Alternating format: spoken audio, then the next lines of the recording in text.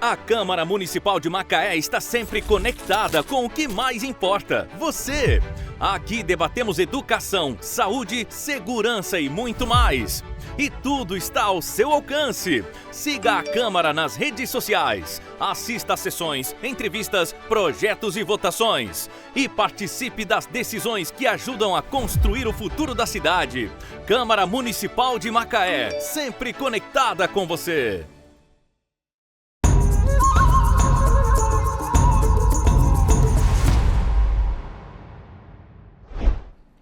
Olá, muito bom estar com você mais uma vez no nosso podcast Culturando, falando de cultura, falando de atividades culturais, iniciativas culturais que acontecem aqui em Macaé. E hoje, nessa edição, vamos falar sobre poesia, essa ferramenta literária tão importante, tão expressiva, marcante na literatura brasileira, às vezes não reconhecida como deveria, porque a poesia às vezes tem uma conotação de algo muito do terreno do lúdico, quando muitas das vezes a gente sabe, a poesia serve até a falar do cotidiano. A poesia pode também ser uma crônica do cotidiano, mas eu não sou poeta, sou jornalista. Quem sabe falar muito bem de poesia está aqui na minha frente, é o professor, escritor, dramaturgo, ensaísta Gerson Dudos. Veio falar hoje de poesia, de uma iniciativa bacana aqui em Macaé, não é isso, Gerson? Isso. Prazer te receber aqui no Culturando mais uma vez. E eu estou muito feliz de estar aqui. Obrigado pelo convite de novo. Plus Poesia é o nome dessa mostra, eu posso chamar de mostra, né? Poética, que vai acontecer aqui durante o mês de outubro em Macaé. Fala um pouquinho dessa iniciativa, Gerson. Então, é uma ideia que eu tive, acho que eu comecei com isso aqui lá para 2017, Silvio. Eu devo ter feito 3 edições só, porque depois a gente teve a pandemia, depois a coisa desandou, enfim. Estou voltando com ela agora. A gente está lá, a minha base está sendo lá o Museu Solar dos Melo, né? Sim. Então, tem aquele espaço gostoso tem ali aquele fora, espaço né? gostoso lá fora, lá dentro, tal. E aí eu vou aproveitar essa base, mas a gente vai fazer por outros lugares também. A partir do dia 20 de outubro, que é dia do poeta, até o dia 31 de outubro, que é o dia do aniversário do Drummond, e foi colocado como Dia Nacional da Poesia pela presidenta Dilma, em 2014. Aniversário do Carlos Drummond de Andrade. Né? Dia 31 de outubro. Então, nesse período, do Dia do Poeta ao Dia Nacional da Poesia, a gente vai estar desenvolvendo várias atividades de poesia na cidade, no Solar dos Melo, nos polos de cultura, em algumas escolas. Enfim, a gente vai estar espalhando poesia pela cidade. De 20 a 31. De 20 a 31. De 20 a 31. Quais as produções poéticas vão ser abordadas, vão ser expostas? Tem produção de artistas novos, artistas consagrados? Tem espaço para quem está entrando agora na literatura, expondo a sua poesia? Então, a gente vai ter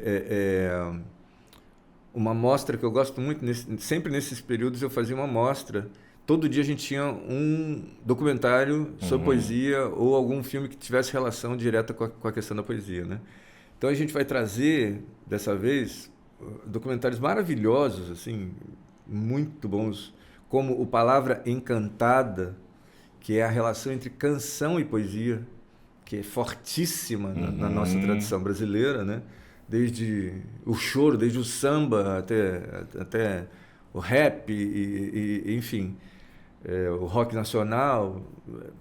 Música popular brasileira nem se fala, nem né? se fala, então, né, cara? Tem muita coisa bonita que foi feita na MPB que é fruto diretamente de um texto poético, né? Exatamente. Então, a gente pode falar só do Canteiros, do Fagner, né? Daquela coisa da Cecília Meirelles. Sensacional, mas tem muito mais muita coisa.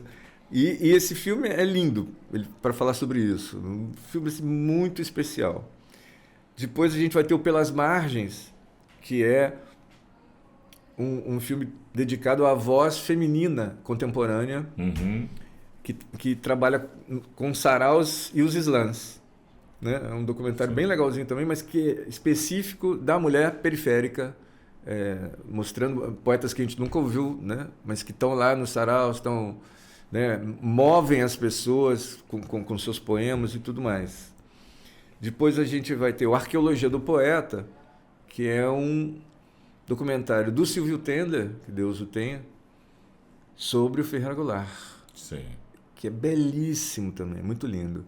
E eu vou passar esse filme especificamente porque uma parte considerável do documentário é o Goulart falando sobre o Poema Sujo, que está completando 50 anos esse ano. Que é de autoria do Ferreira Goulart. Do Ferreira Goulart.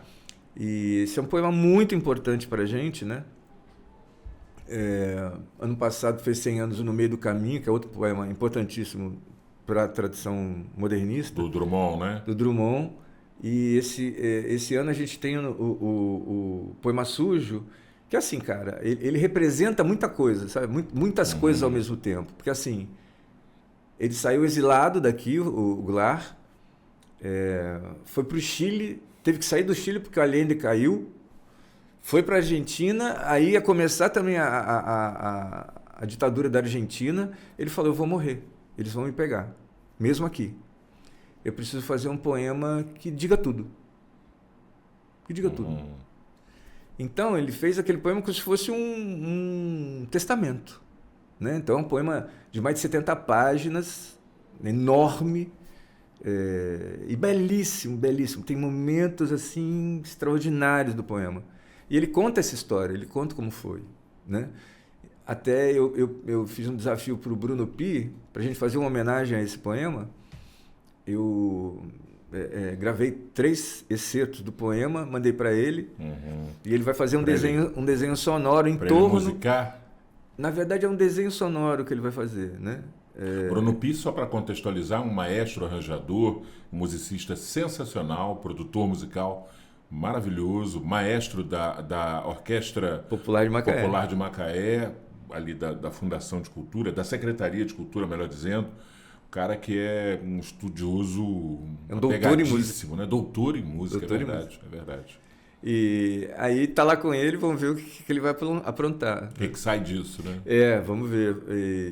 Mas acho que vai sair uma coisa muito boa. Então, a gente tem o Goulart, porque não podia deixar de falar no Goulart. Sim. E a gente vai ter 4 outros poetas com pequenos documentários, o da Tatiana Pequeno, da Bruna Mitrano, que é um pesquisador da poesia contemporânea brasileira que tem feito pequenas biografias de poetas importantes que quase ninguém conhece, né? E que é o cara que eu trouxe aqui no Plus Poesia em 2019, que é o Alberto Pucheu. Ele é pós-doutor em literatura, é professor do UFRJ, e a pesquisa dele é em poesia contemporânea brasileira. Então a gente vai conhecer também... Cada um desses documentários tem meia hora no máximo. A gente vai conhecer essas 2 poetas, pouca gente conhece. E no último dia, são 5 dias de filme, no último dia a gente vai ter a Eurídice Fontella e o Antônio Cícero, que são 2 poetas que estão muito vinculados à questão da filosofia. Sim. Do pensamento filosófico. E isso vai para a poesia também, né? Sim, sim. O Antônio Cícero dizia que não, mas vai. Tanto que algumas coisas que ele escreveu viraram músicas. Sim, né? sim. Na voz da sua irmã Marina Lima, né? E eles estavam sempre aqui, né? Isso. Década de 70, eles estavam sempre aqui. Isso. Os 2, aqui em Macaé. Então, a gente vai ter o que eu chamo de cine-poema, né? Que é essa mostra de poesia. A gente vai ter saraus, vai ter um sarau em homenagem ao Dia do Poeta no Bar de Jorginho. Um sarau em homenagem ao Dia da Poesia no próprio Solar. Certo. Que eles nem estão sabendo, mas eu vou convidar a Roda Cultural e o Islândia da Crioula. E a gente vai ter também poesia nos polos, como eu estou dizendo, né? A cada dia eu vou estar num polo lá propondo uma oficina. Nos polos culturais. Nos polos culturais, Fronteira, Malvinas, lá a Biblioteca Henriqueta. Lá em Glicério. Lá em Glicério. Isso é muito bom. Sana, né? Muito bom. Então a gente vai estar passando por lá também. A gente vai ter café literário, que vai ter relação com poesia também. Vai ter o cinema comentado, que eu faço toda terça-feira lá no Solar, que também vai ter relação com a poesia. extraordinariamente, o Curta no Museu do Helder Santana também vai falar de poesia. Olha aí. Né? Então, quer dizer, a gente fechou mais ou menos os vários projetos que acontecem no Solar em torno do Plus Poesia nesse finalzinho de mês.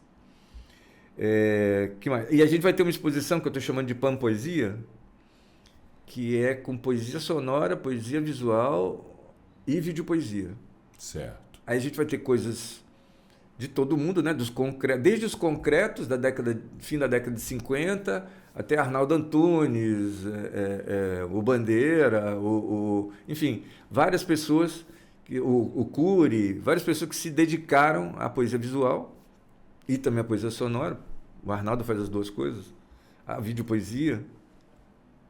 Mas a gente vai ter 2 exemplos daqui de Macaé. Eu faço poesia visual e o Fernando Pereira também. Então a gente vai ter videopoemas do Fernando Pereira e poemas visuais meus, alguns novos poemas visuais meus, nessa exposição que a gente vai botar lá no Solar. Bom, além disso, você também vai ter oficinas, né? Sim.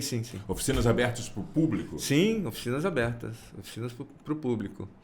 A gente vai trabalhar com a questão dos 100 anos no meio do caminho. Sim. E o Haikai. Certo. Ô Gerson, uma dúvida que eu acho que muita gente que está assistindo a gente pode ter, eu tenho, por exemplo, uma dúvida pessoal, qual é a diferença, e se ela existe, entre poema e poesia? São a mesma coisa ou são estruturas diferentes? Não, então, poesia é um estado, né? Poesia é você ter olhos de ouvir, ter olhos de ver e ouvidos de ouvir, como Jesus dizia, né? É um momento em que você percebe que alguma coisa interferiu de maneira muito marcante no teu cotidiano, nas coisas como elas são. De repente as coisas não são mais como elas são. Poesia é um estado de percepção. É um estado de percepção. Essa captação da diferença, né? Porque o cotidiano é tudo igual, a gente enche o saco, é monótono, né? Parece que é para ser isso. Todo também. dia ela faz tudo sempre igual, é tudo sempre igual. Né? Então, quando sai do igual, quando a diferença se apresenta, quando você sai do monocórdico, você entra no múltiplo, esse é o estado de poesia. A poesia está aí. E aí, quando você percebe esse estado poético e você tem a força de transformar aquilo em linguagem, condensar isso. Aí vira poema. É essa. Quer dizer, a poesia está lá, está no mundo, está no universo, está nas coisas.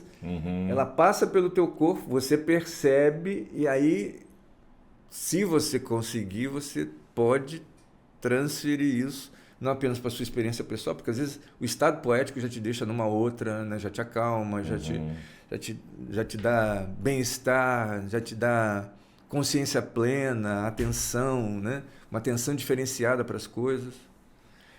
Mas aí, de repente, você tem vontade de fazer com que aquilo se torne linguagem, ou linguagem falada, ou poesia visual, ou poesia, sei lá, ou algum projeto maluco.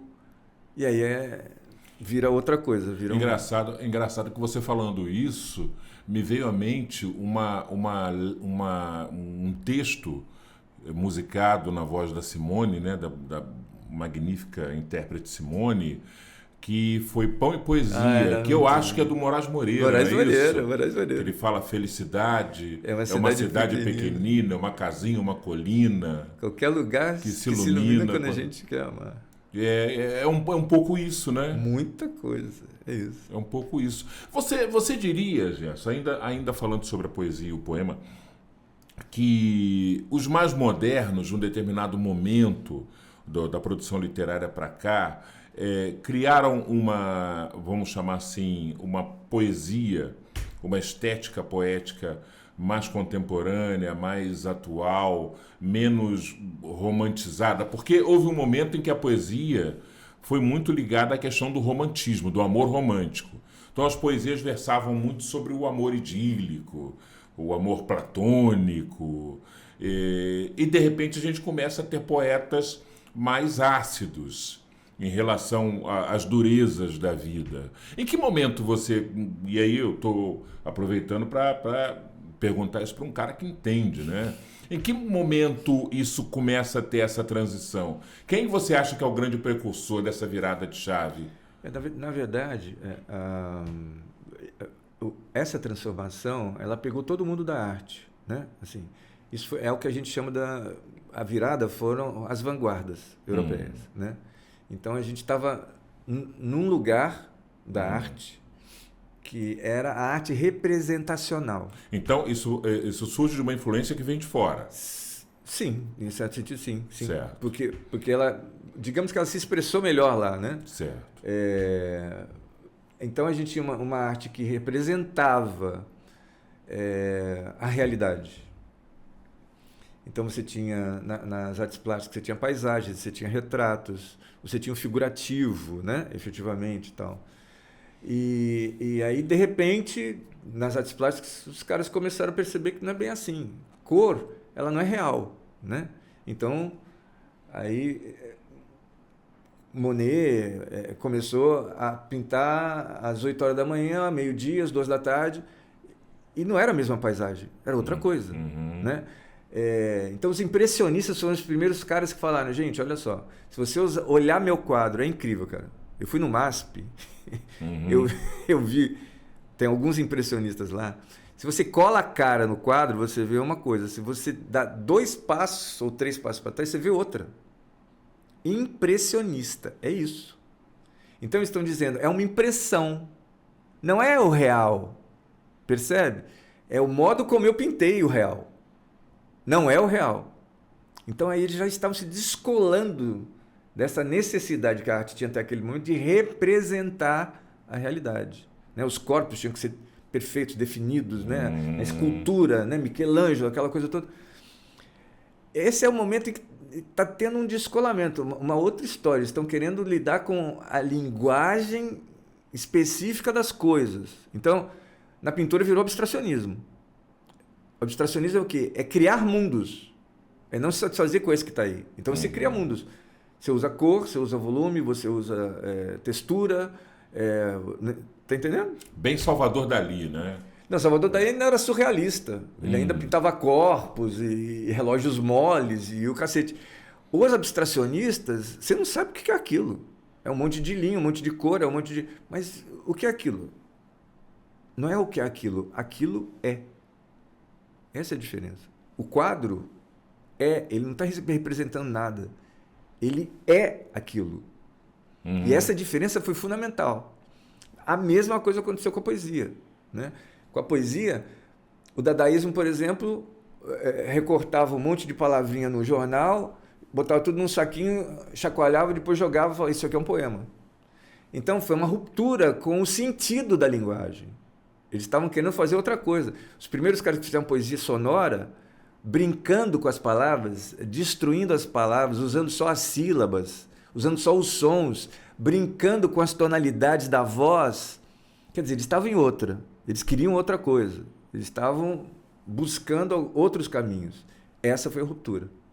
No nosso modernismo, a gente teve um modernismo mais voltado para o cotidiano, para a fala do brasileiro, para o modo como o brasileiro fala o português, não respeitando mais determinadas diretrizes, né, gramaticais, se aproximando muito mais dessa fala das gentes brasileiras, né?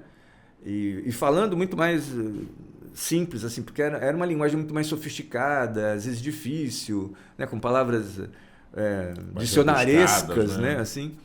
E aí parou de ser assim. Foi outra história, foi outra busca, né?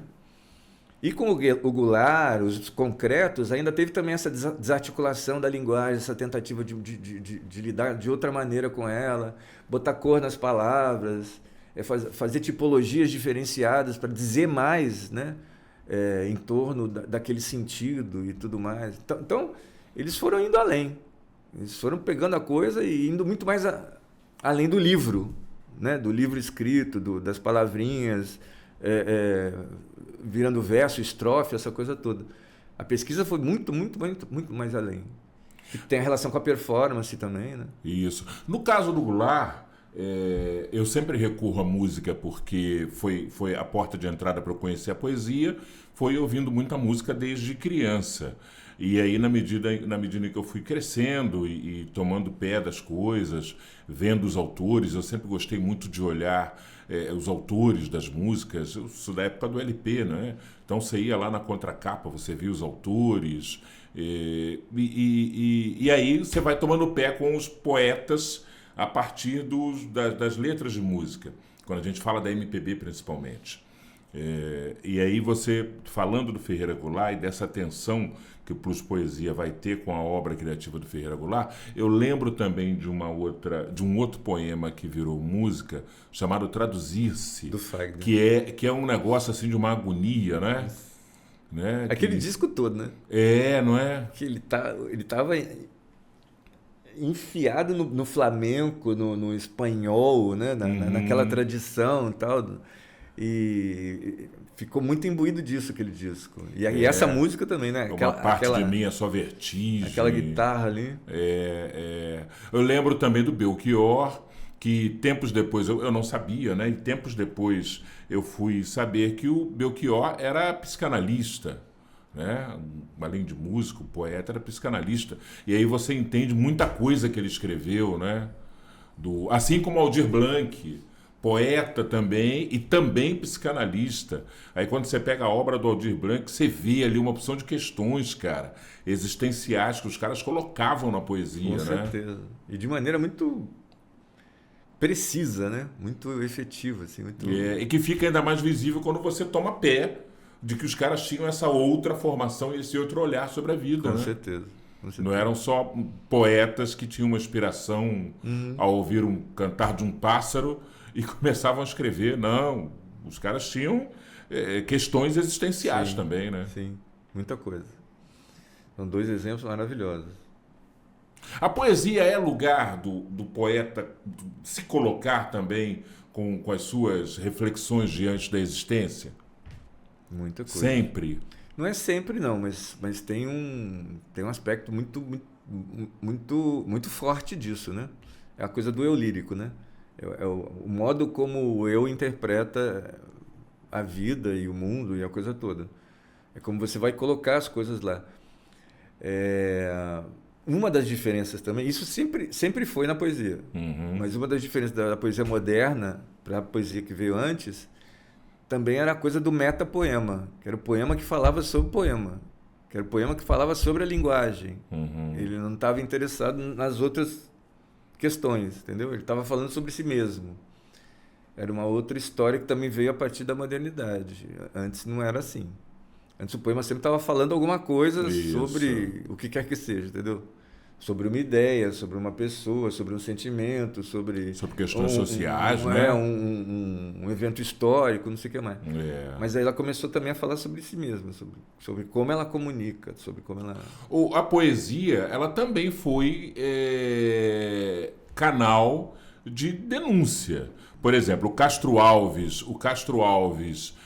durante muito tempo fez uma produção poética voltada toda ela para denunciar a escravidão, né? Os horrores da escravidão. Sim.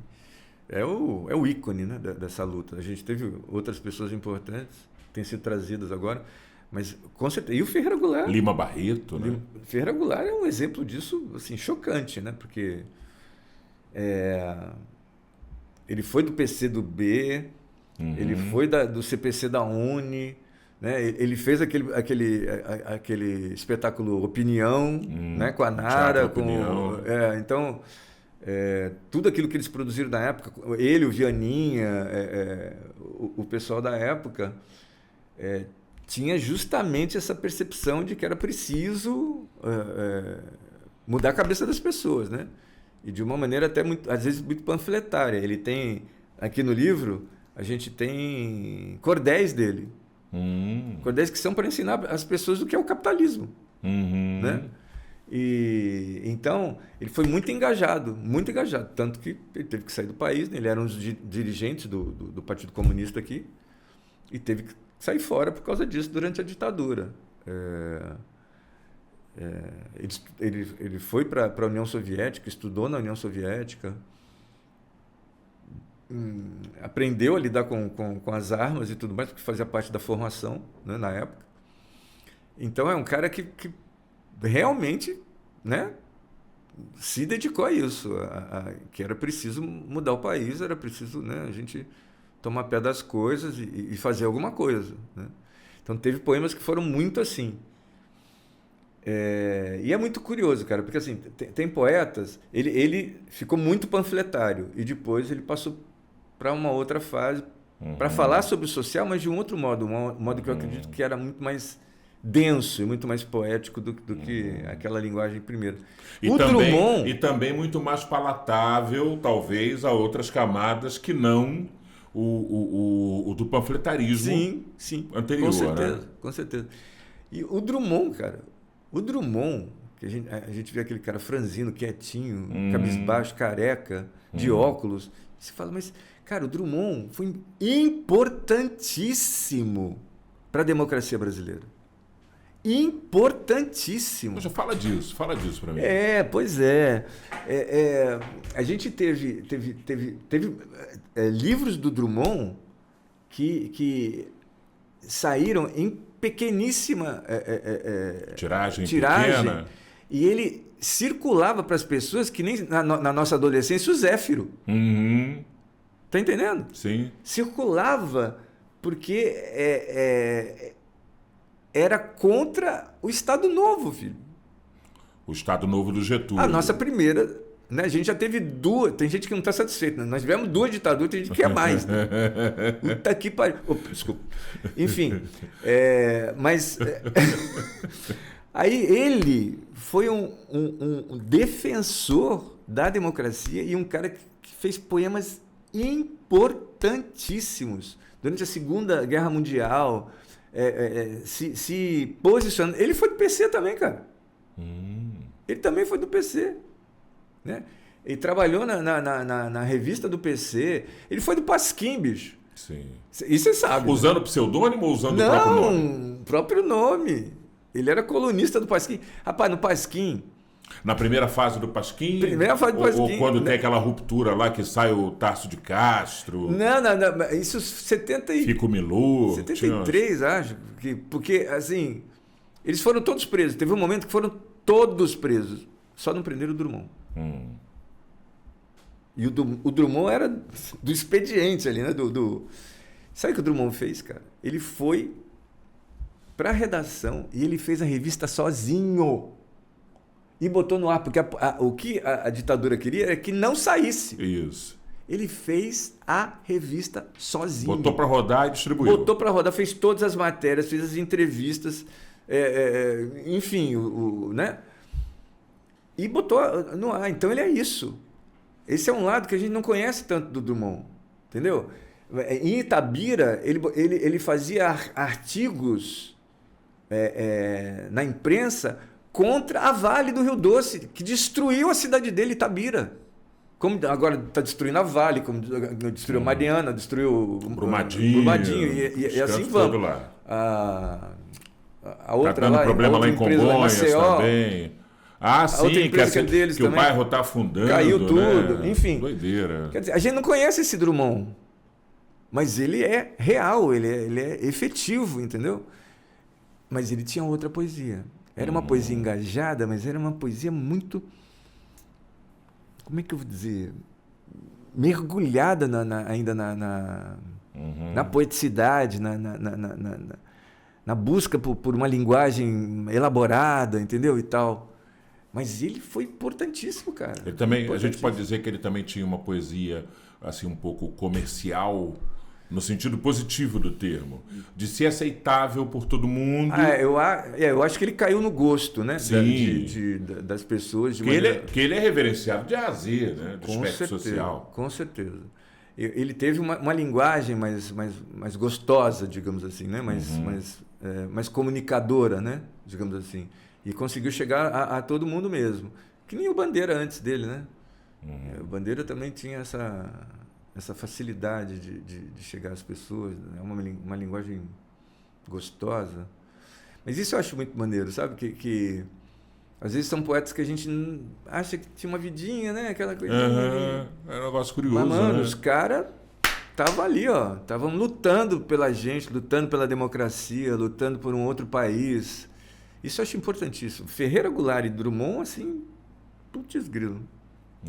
Voltando a falar um pouco do Ferreira Goulart, você trouxe como destaque um poema do Ferreira Goulart, e você já começou a falar um pouco dele, né, de como ele contextualizou a partir do exílio, em que ele teve que sair, que ele vai para um lugar e instala uma ditadura, cai o Allende lá no Chile, ele vai para a Argentina, cai o camarada lá, o Videla, assume o poder, instala uma ditadura aquele horror lá, igualmente horrorosa, que no final das contas a história só não foi pior porque a Argentina soube fazer justiça em relação aos seus golpistas na época. Todos foram presos, e isso é algo realmente que tem que ser destacado.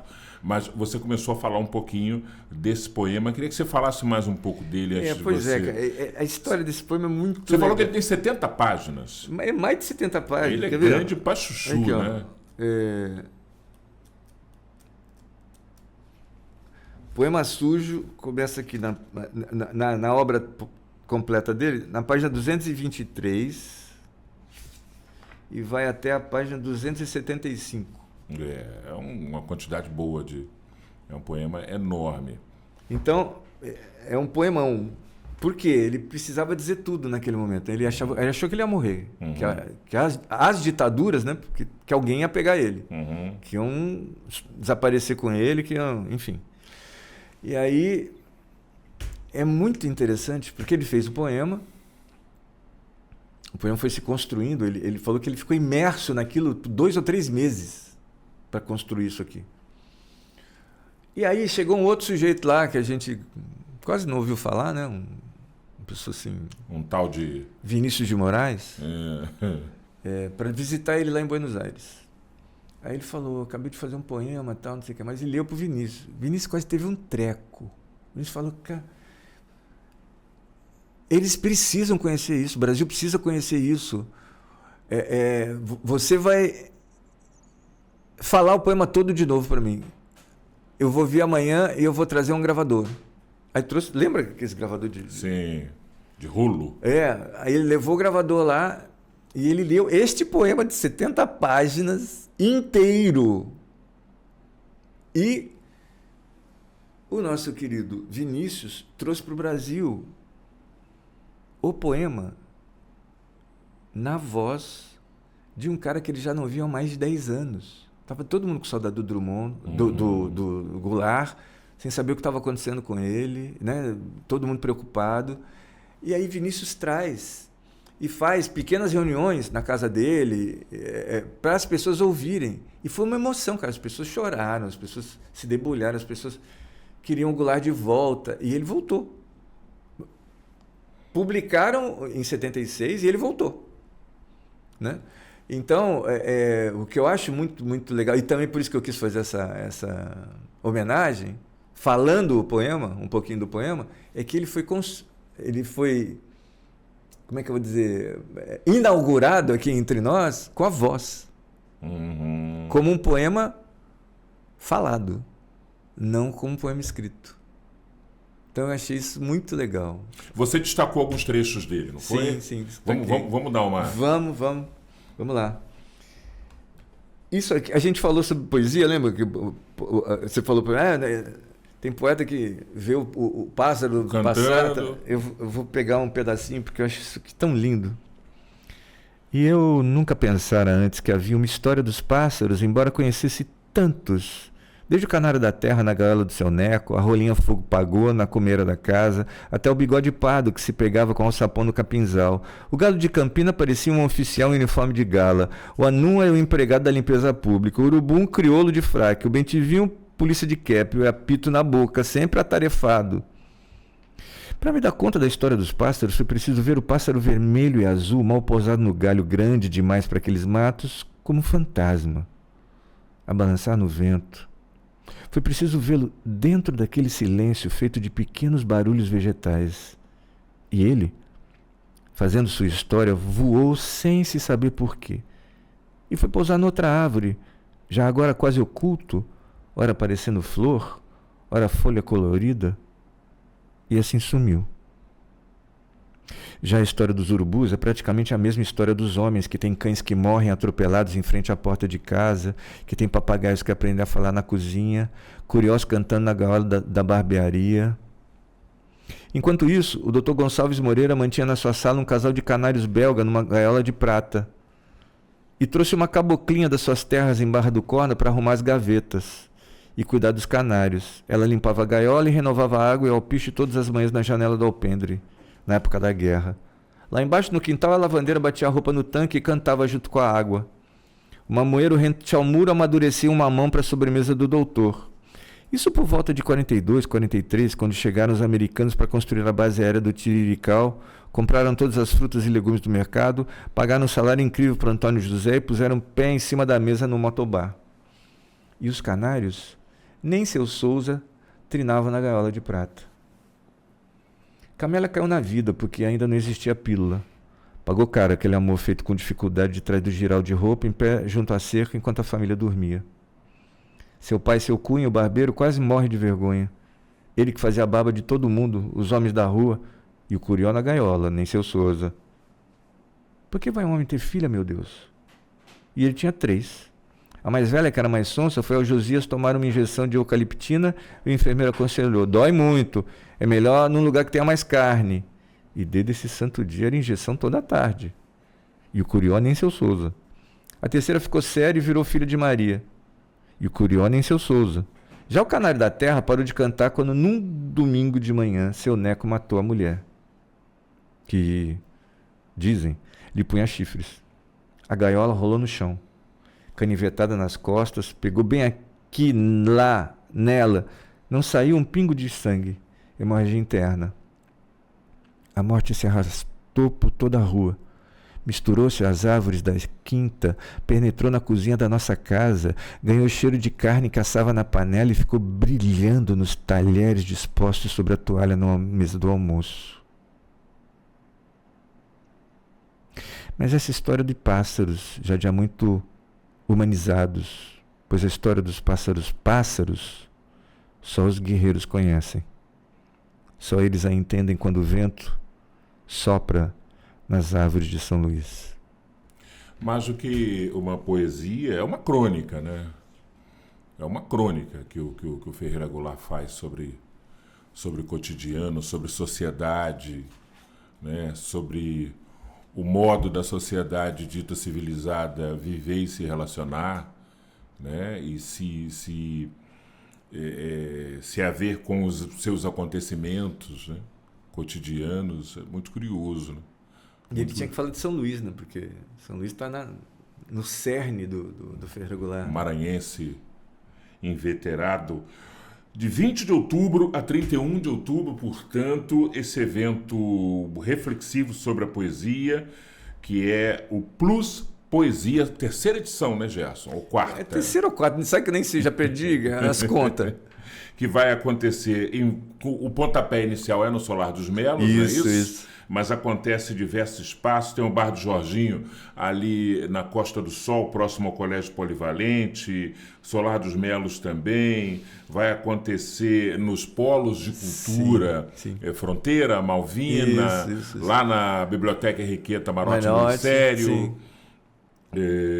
Enfim, tem para todo gosto, você pode chegar, a entrada é franca. Sempre. Muito importante. Primeiro dia, então, dia 22 de outubro. 20 Dia 20 de outubro, no Bar do Jorginho, não, no Solar dos Melos. No Solar dos Melos.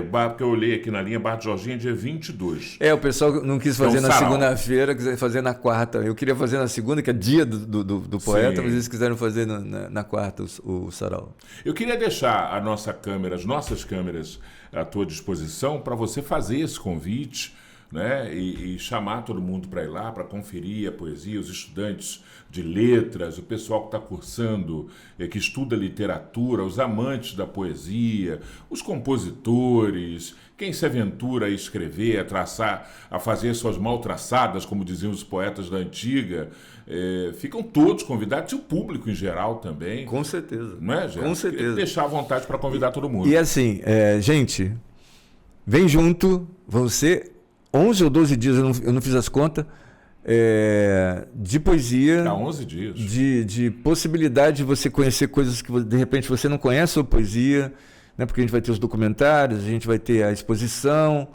e a gente vai ter os saraus, que sempre vão ter microfone aberto. Então, se você tem aquele poeminha, como é que eu vou dizer, escondido na sua gaveta... Meio envergonhado, né? Traz... Tem aquele teu caderninho preto, que nem o Little Black Book with My Poems In, lá do Pink Floyd. Traz também. E a gente vai estar lá para isso. Vamos estar para ouvir poesia e para sentir poesia. Sentir essa diferença que o estado poético traz para a gente. Ouvir, degustar, sentir e debater também. Também, né? Porque também. tem rodas de conversa sobre poesia, sobre poetas, sobre produção literária. Depois de cada filme a gente dá uma debatida, a gente dá uma comentada sempre sobre as coisas. A programação completa o pessoal encontra onde? Está nas redes sociais da Fundação, da Secretaria de Cultura? Só não está, né? Valesca está doida comigo. Só não está porque eu ainda não fechei a programação. Então, mas com certeza semana que vem já vai estar. O pessoal vai poder entrar, por exemplo, lá no Instagram da Secretaria de Cultura. E já vai estar tudo lá, tudo lá. Bonitinho. Além isso. também do site da Prefeitura, de todos esses canais aí. Né? Isso aí.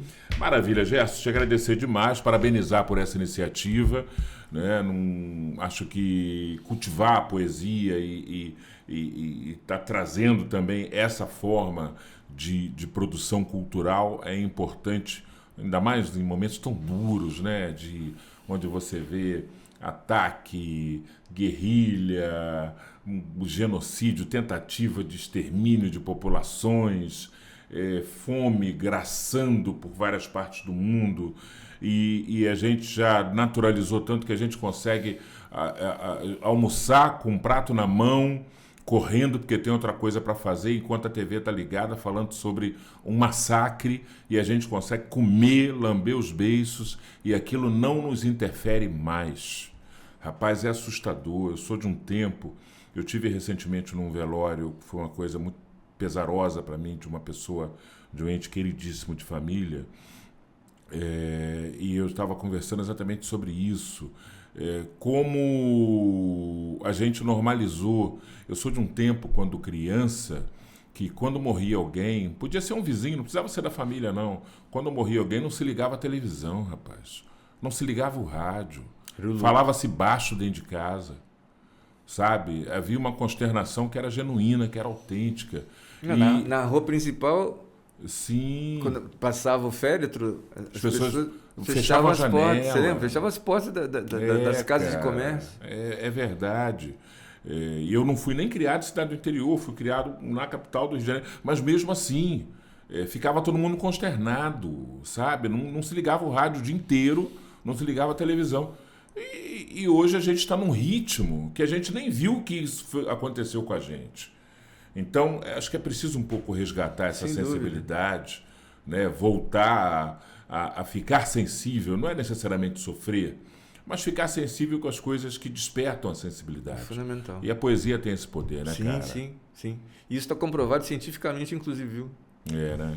Tem hoje uma linha chamada neuropoética, que eles estão fazendo estudos no cérebro da gente, fotografando a ação da poesia. Quando você lê poesia ou quando você faz poesia, determinadas áreas cerebrais se integram e produzem bem-estar, produzem atenção plena. Então, ele já tem esse nível também de realidade do que a poesia pode produzir de verdade.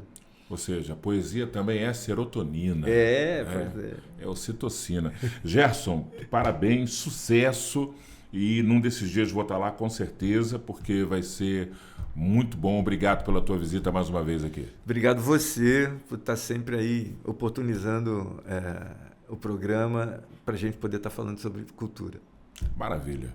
É isso aí, gente. Culturando é falar de sensibilidade poética, é falar da expressão cultural nas suas mais diversas formas, e a poesia é uma delas, com certeza. Eu lembro a você, dá um like aqui, tá bom? Nesse vídeo, dá um like aqui, aperta lá no joinha. Se você não é assinante ainda do canal Câmara, assine o canal TV Câmara, tá? Porque é para você assinando, engorda, aumenta essa comunidade muito grande aqui. Esse podcast compartilha com todo mundo, hein? Tá? Manda aí pro pessoal da escola, pessoal do cursinho, a rapaziada do futebol. Você pensa que a turma é muito bruta? Não, tem sempre alguém com sensibilidade também, eu não tenho a menor dúvida disso. Temos um encontro marcado na nossa próxima edição. Forte abraço, até lá!